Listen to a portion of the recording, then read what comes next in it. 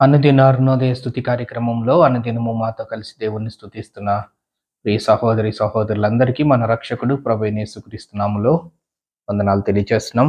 నేటి ఉదయకాలం మందు మన స్తుతి అంశం దేవుని జ్ఞానము. 119వ కీర్తన 100వ వచనాన్ని చదువుకుందాం. నీ ఉపదేశములను నేను లక్ష్యము చేయుచున్నాను, కావున వృద్ధుల కంటే నాకు విశేష జ్ఞానము కలదు. ప్రియ సహోదరి సహోదరులారా, దేవుని జ్ఞానం అనే మాటలో అనేక మాటలు దేవుని జ్ఞానం గురించి మనం జ్ఞాపకం చేసుకుంటూ దేవుని స్తుతిస్తూ వస్తూ ఉన్నాం. ఈ 119వ కీర్తనలో 97వ వచనం నుంచి 100వ వచనం, 101వ వచనం, 102వ వచనం ఇలా మనం చదువుకుంటూ పోతే దేవుని వాక్యం యొక్క గొప్పతనం 104వ వచనం, 105వ వచనంలో నీ వాక్యము నా పాదములకు దీపము, అది నా త్రోవకు వెలుగు అని చెప్తున్నారు.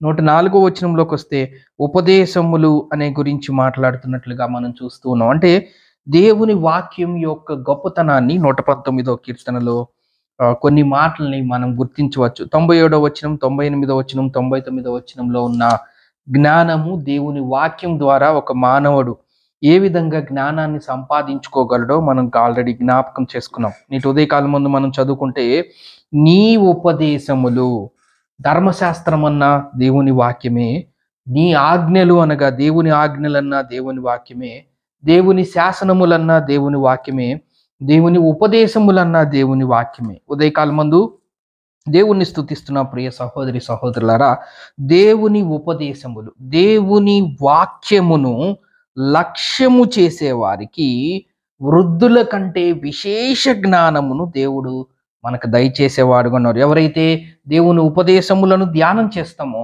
ఎవరైతే దేవుని వాక్యాన్ని లక్ష్యం చేస్తామో, లక్ష్యము చేయుట అనగా దానికి ప్రాముఖ్యత ఇవ్వుట, దానికి గుర్తింపు ఇవ్వుట, దానికి తగిన ప్రాధాన్యత ఇవ్వుట అనే మాటని మనము గుర్తించవచ్చు. నీ ఉపదేశములను నేను లక్ష్యము చేయుచున్నాను. లక్ష్యం చేస్తే బెనిఫిట్ ఏంటి? ఏ పని చేసినా ఒక బెనిఫిట్, ఒక బహుమానం అనేది మనకి వస్తూ ఉంటుంది, మనం ఆశిస్తూ ఉంటాం.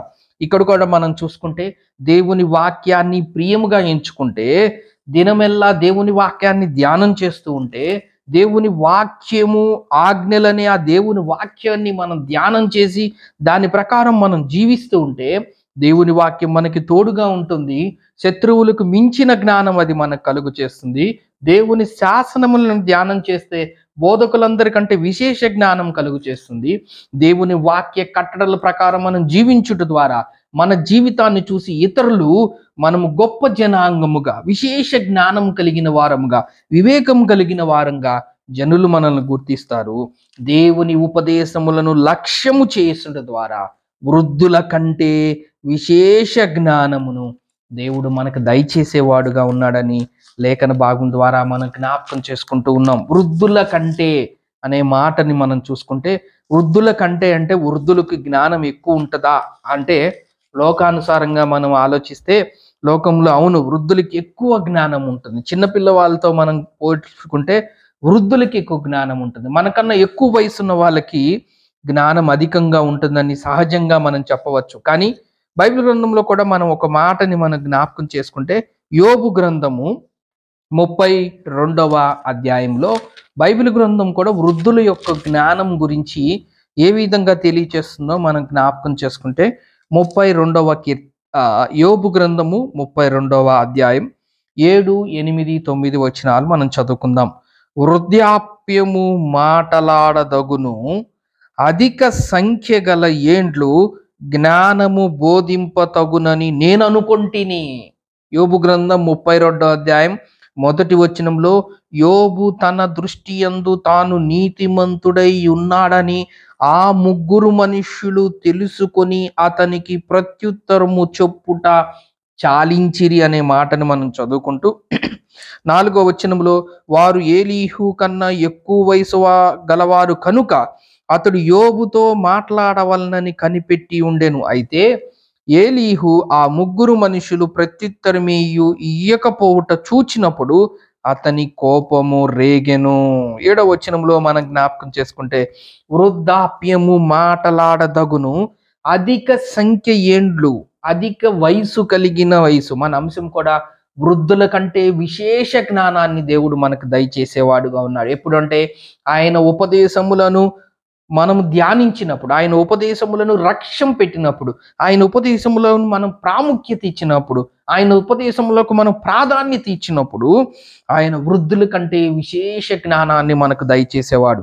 ఇక్కడ మనం చదువుకున్న యోబు గ్రంథం 32 అధ్యాయం 7వ వచనంలో వృద్ధాప్యము మాట్లాడదగును, అధిక సంఖ్య గల ఏండ్లు, అధిక వయసు కలిగిన ఏండ్లు, లేదంటే వృద్ధాప్యం కలిగిన వారి జ్ఞానము బోధింపదగునని నేను అనుకున్నాను. ఎక్కువ జ్ఞానం కలిగిన వారు, ఎక్కువ వయసు కలిగిన వారు, ఎక్కువ జ్ఞానం కలిగిన వారు కాదు కానీ ఎక్కువ వయసు కలిగిన వారు సహజంగా ఎక్కువ జ్ఞానం కలిగి ఉంటారు.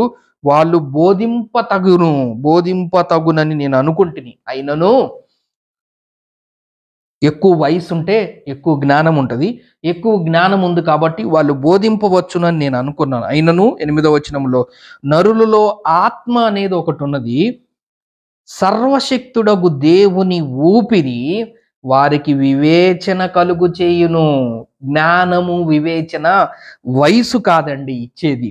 జ్ఞానము వివేచన ఈ లోకములో వయసులో పెద్దవారు ఈ లోక సంబంధమైన జ్ఞానము విషయములో వాళ్ళు వృద్ధులు, అధిక వయసు కలిగిన వారు జ్ఞానవంతులు సహజమే. ఎందుకంటే వాళ్ళ జీవితంలో అనేక వాటిని చూసుకుంటూ వెళ్ళుంటారు కాబట్టి వాళ్ళ సంవత్సరములో వృద్ధాప్యం అనగా 60 సంవత్సరాలు, 70 సంవత్సరాలు, 80 సంవత్సరాలు, అధికమైతే 100 సంవత్సరాలు, వాళ్ళు అన్ని సంవత్సరాలు ఈ లోకములో వాళ్ళు జీవిత ప్రయాణం చేసి ఉంటారు కాబట్టి వాళ్ళ అనుభవములోంచి ఎంతో జ్ఞానాన్ని సంపాదించుకుంటారు. ఇది నిజమే.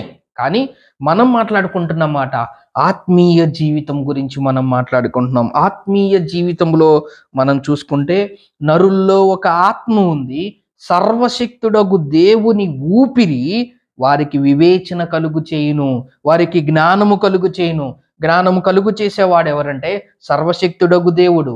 జ్ఞానం ఇచ్చేవాడు ఎవరంటే సర్వశక్తుడగు దేవుడు. వివేచన ఇచ్చేవాడు ఎవరంటే సర్వశక్తుడగు దేవుడు. మనకి తెలివిని ఇచ్చేవాడు ఎవరంటే సర్వశక్తుడగు దేవుడు. మనకి జ్ఞానం ఇచ్చేవాడు ఎవరంటే సర్వశక్తుడగు దేవుడు. ఆ మాటే మనం యోబు గ్రంథం 32 అధ్యాయం 8వ వచనంలో మనం చూస్తూ ఉన్నాము. అధిక సంఖ్య ఏండ్లు గలవారు జ్ఞానము బోధింపదగునని నేను అనుకుంటుని, కానీ నరుల్లో ఆత్మ అనేది ఒకటి ఉంది. ఆ ఆత్మ సర్వశక్తుడగు దేవుని ఊపిరి వారికి వివేచన కలుగు చేయును, వారికి తెలివి కలుగు చేయును. వృద్ధులు మాత్రమే జ్ఞానవంతులు కారు. 9వ వచనంలో మనం చదువుకున్నాం, వృద్ధులు మాత్రమే జ్ఞానవంతులు కాదు, వయసు ఎక్కువ ఉన్న వాళ్ళు మాత్రమే జ్ఞానవంతులు కాదు అనే మాట, ఇది నా మాట కాదు, బైబిల్ గ్రంథంలోనే మనం చదువుకోవచ్చు. వృద్ధులు మాత్రమే జ్ఞానవంతులు కారు, బహు వయసు గలవారు ఒకప్పుడు న్యాయము తెలిసిన వారు కారు. కాబట్టి సర్వశక్తుడగు దేవుని ఊపిరే వారికి వివేచన, వారికి తెలివి, వారికి జ్ఞానము. అదే మాటను మనం చదువుకున్నాం. నీ ఉపదేశములను నేను ధ్యానం. ఎక్కడొస్తుందండి? ఏ విధంగా ఈ జ్ఞానం వస్తుంది? ఏ విధంగా ఈ తెలివి వస్తుంది? ఏ విధంగా ఈ వివేచన వస్తుంది?